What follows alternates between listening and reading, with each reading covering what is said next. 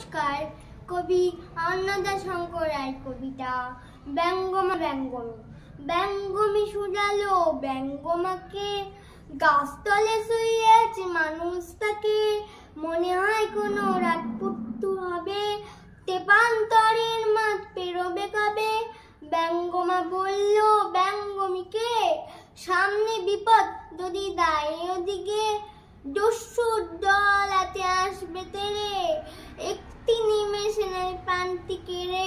ব্যঙ্গমা ব্যথা লাগে রসা ভেবে, কাতান কি নেই কিছু এই বিপদের।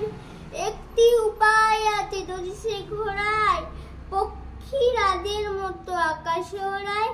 কিন্তু বিপদ দেই দম ফুরাবে, ঘোড়া পেয়ে মূল দিয়ে অক্কা পাবে।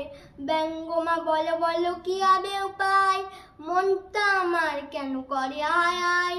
উপায় নেই তা নয় কিন্তু কঠিন, লাভ দিয়ে দিকে বাদি খাবে গোটা দিন। কিন্তু পেরোবে দেই তার পোয়া মাঠ, অমনি দেখবে খাড়ালো কাপাট।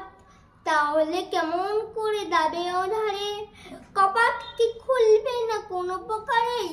কপাটের তলে আছে গুপ্ত সুড়াং, তিনবার বলবে অং বং টং। তখন তিতিং ফাক কিন্তু ফাড়া, ওদারেতে রাক্ষস আতে পাড়া। রাক্ষস ব্যঙ্গমা তরাসে মরি, উপায় কি আথের প্রশ্ন করি। নেই যেটা নয় তবে তাই বল, এবার খাজবে না কুকালা কৌশল। মারতে হবে আর মরতে হবে, রাজকন্যাকে বাঁচলে তবে। তবে আর কাজ নেই তেপান্তরে, ঘরের ছেলেকে বলি ফিরতে ঘরে।